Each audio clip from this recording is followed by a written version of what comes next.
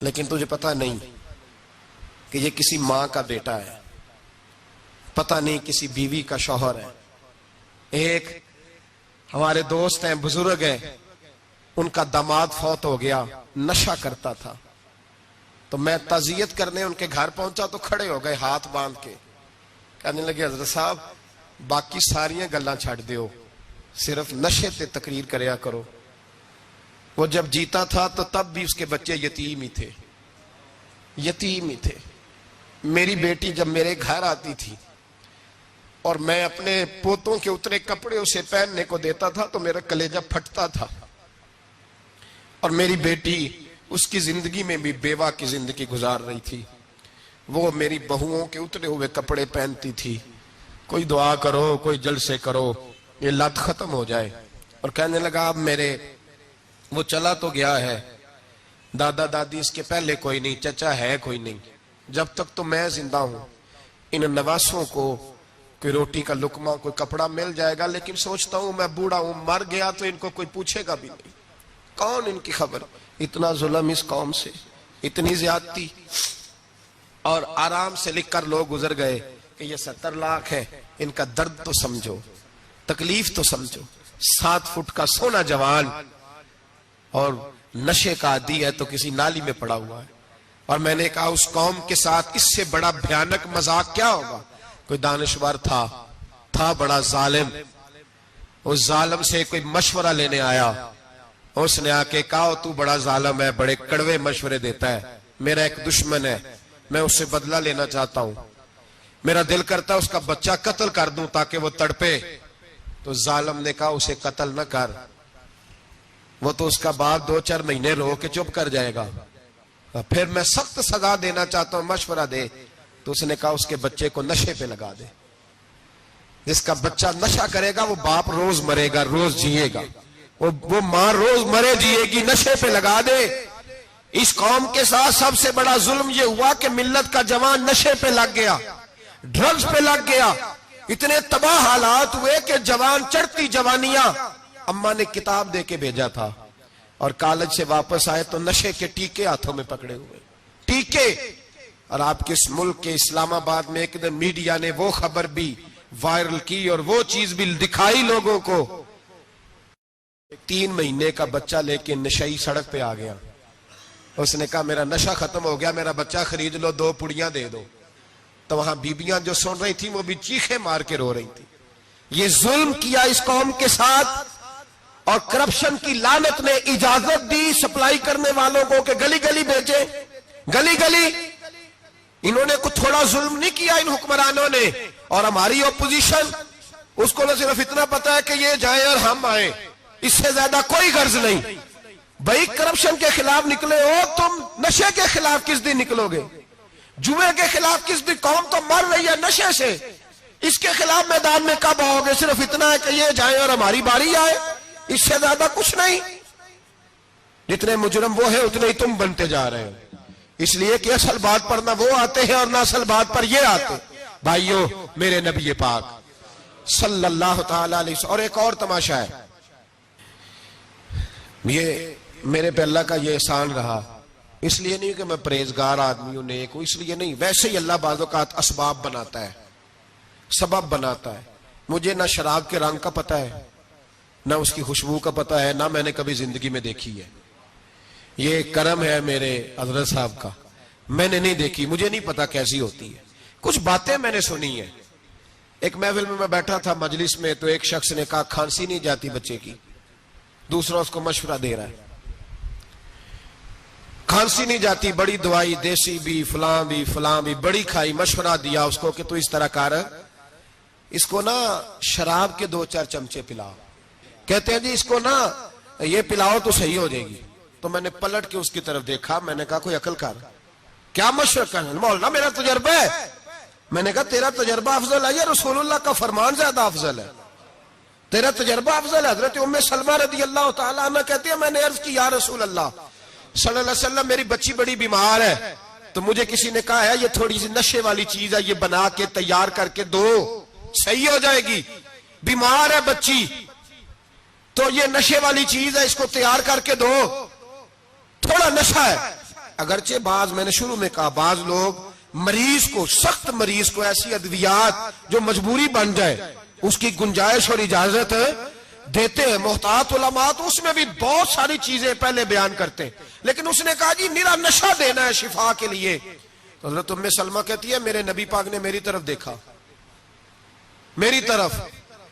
तो मैंने कहा या रसूलल्लाह आप क्या फरमाना चाह रहे हैं? तो नबी पाक ने फरमाया उम्मे सलमा कभी नापाक चीज में भी शिफा हुई है, कभी नापाक चीज में भी, कभी शराब और खमर में भी शिफा हो सकती है। शिफा रब करीम ने रखी है पर शहद के अंदर रखी हुई है, शिफा अल्लाह ने रखी है कुरान मजीद में रखी हुई है। तो इसमें भी कभी ये हुजूर ने बयान किया है कि इसके अंदर शिफा हो सकती, तो उम्मत कितनी दलेरी करती है जो ये मशवरे देती है कि उसके अंदर नशा है, शराब है, तो खांसी चली जाएगी, तो फलानी बीमारी चली जाएगी। ना आओ इन चीजों पे, ना अपने ईमान को खराबी दो और ना ऐसी बातें करो जिससे कि डायरेक्ट रसूलुल्लाह सल्लल्लाहु अलैहि वसल्लम के वाज़ेह इरशादात की मुखालफत हो। मेरे नबी पाक सल्लल्लाहु अलैहि वसल्लम ने फरमाया, और फिर कुछ लोग कहते हैं थोड़ी पी है जी। अब तो मैं तज्जिये में पढ़ रहा था कि ऐसी शराब इजाद हो गई है, लोग शराब पीते हैं और वो मस्त भी रहते हैं, कार भी चलाते रहते हैं, कहते हैं जी नहीं हमारा ज़हन माऊफ नहीं हुआ तो ये वाली सही है, नशा नहीं लाती। मेरे नबी पाक सल्लल्लाहु अलैहि वसल्लम ने फरमाया जिस चीज की थोड़ी मिकदार, ज्यादा मिकदार हराम है, उस चीज की थोड़ी मिकदार भी हराम है। जिसकी ज्यादा मिकदार हराम है उसकी थोड़ी भी।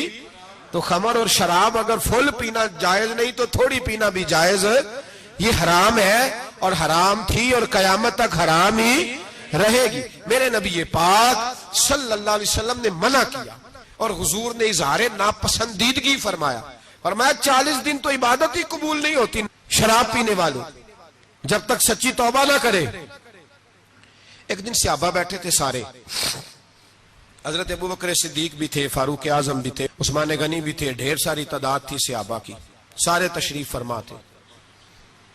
हजरत अब्दुल्लाह इब्ने उमर रदी अल्लाह ताला अन्हु हदीस के रावी है और मुस्तदरक लिल हाकिम के अंदर, इब्ने हब्बान के अंदर यह रवायत मौजूद है। फरमाते सहाबा ना बात कर रहे थे और बात यह कर रहे थे कि यार लोगों को गुनाहों से कैसे रोका जाए, लोगों को गुनाहों से गुफ्तगू से आबा ये कर रहे थे। अब्दुल्लाह इब्ने उमर कहते हैं बैठे थे और जो गुफ्तगू कर रहे थे कि गुनाहों से प्लानिंग जी होती थी, उनकी जो महफिलें होती थी ना बैठ के, वो खुश गपियां नहीं होती थी बल्कि वो तबलीग की, जद्दोजहद की, लोगों को बुराई से मना करने के लिए बैठते थे, उस पर मनसूबाबंदी करते थे, प्लान करते थे, आगे तरतीब देते थे। गुफ्तगू हो रही थी तो अब आपस में बात होने लगी कि कौन सा गुनाह ज्यादा बुरा है जिस पर सबसे पहले काम किया जाए। तो दूर एक सहाबी बैठे थे, उनका नाम था अब्दुल्लाह इब्ने अमर। एक अब्दुल्लाह बिन उमर है और एक अब्दुल्लाह इब्ने अमर है। हजरत अब्दुल्लाह इब्ने उमर दूर बैठे थे, बड़े समझदार सियाने बारीक बीन आदमी थे। तो हजरत उमर फारूक अपने बेटे से कहने लगे जा अब्दुल्लाह इब्ने अमर से पूछ के आ कि सबसे सख्त गुनाह कौन सा है। तवज्जो है मेरे भाइयों, इधर देखिएगा मेरी जानिब, पूछ के आ कि सख्त गुनाह कौन सा है। अब्दुल्लाह बिन अमर रदी अल्लाह ताला अन्हु की खिदमत में जब अब्दुल्लाह इब्ने उमर गए तो जाके कहने लगे कि सहाबा पूछते हैं कि आपने ज्यादा वक्त गुजारा है नबी रहमत सल्लल्लाहु अलैहि वसल्लम के पास, तो बतलाइए बुरा गुनाह कौन सा है, सबसे सख्त गुनाह, ताकि सबसे पहले उस पर पाबंदी लगाई जाए, उस पर मेहनत की जाए। तो हज़रत अब्दुल्लाह इब्ने अमर कहने लगे सहाबा को जाके बता दो कि सबसे बुरा गुनाह शराब पीना है, सबसे बुरा गुनाह, और ये उम्मुल खबाइस है, बुराइयों की जड़ है, गुनाहों की मां है, ये बुनियाद है, बाकी गुनाह इसी से शुरू होते हैं। कहते हैं मैंने आके बताया तो हजरत अबू बकर सिद्दीक रदी अल्लाह ताला अन्हु और सैयदना फारूक आजम कहने लगे खुद जाते हैं, उनके पास खुद जाते हैं, क्योंकि हमने बात सुननी है, हम खुद जाते हैं और उनसे जाकर के सवाल करते हैं कि अगर आपको इस तफसील का पता है ना तो इसके पीछे भी कोई तफसील होगी जो मेरे नबी पाक ने बयान की होगी सल्लल्लाहु ताला अलैहि वसल्लम, उस तफसील का भी आपको पता होगा जो नबी पाक ने बयान की होगी, इस बात के पीछे जो बैकग्राउंड है, जो पस मंजर है। फरमाते हैं कि हम उठे, अब्दुल्लाह इब्ने अमर के पास गए, उनसे जाके पूछा कि जनाब आपने ये तो फरमाया है शराब उम्मुल खबाइस है, तो इसके पीछे पस मंजर क्या है। तो अब्दुल्लाह इब्ने अमर कहने लगे ये मैंने अपने पास से नहीं कहा, ये मैंने नबी पाक से सुना हुआ है हुजूर सैयद आलम सल्लल्लाहु अलैहि वसल्लम बैठे थे तो हुजूर ने फरमाया शराब, ये नशा, ये बुराइयों की मां है। और फिर हुजूर ने एक मिसाल बयान फरमाई। नबी रहमत अलैहिस्सलाम ने फरमाया, बनी इसराइल का एक वाकया है। एक खूबसूरत जवान था, तो एक औरत का दिल आ गया उस पर। ये याद रख लें, हम लड़कों को मना करते रहते हैं, लेकिन हमें घर की बच्चियों पर भी तवज्जो देनी होगी, हमें उनके खून पर भी निगरानी करनी होगी, हमें वहां भी गौर करना होगा। इसलिए कि अगर कोई बच्ची गुंजाइश ना दे तो मेरा ख्याल है कि लड़का जुर्रत करने की ताकत नहीं रखता।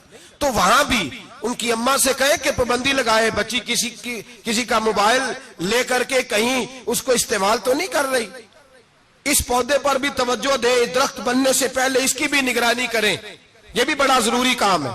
औरत का दिल आ गया तो नबी पाक अलैहिस्सलातु सलाम फरमाते, उसने कोई बहाना लगाया, किसी को कहा कि उस नौजवान को बुला के लाओ, उसको कहो कि हमने कोई गवाही लेनी है तुझसे। वो नौजवान आया, एक कमरे में दाखिल हुआ तो अगले कमरे में ले गए, वहां दाखिल हुआ तो उससे अगले कमरे में ले गई, वो दाखिल हुआ तो इसी तरह 7 मुकफ्फल कमरों में ले गई। मेरे करीम रसूल मेरे महबूब पाक अलैहिस्सलाम फरमाते, सहाबा को समझा रहे हैं मीठे लबो लहजे में, फरमाते जब सबसे पिछले कमरे में ले गई तो एक लड़का बंधा हुआ था वहां रस्सियों से, शराब का प्याला पड़ा हुआ था। और बीबी कहने लगी, कोई गवाही शवाही नहीं लेनी, तुझे इसलिए बुलाया है कि तेरे ऊपर दिल आ गया है, अब मेरे साथ मुंह काला कर।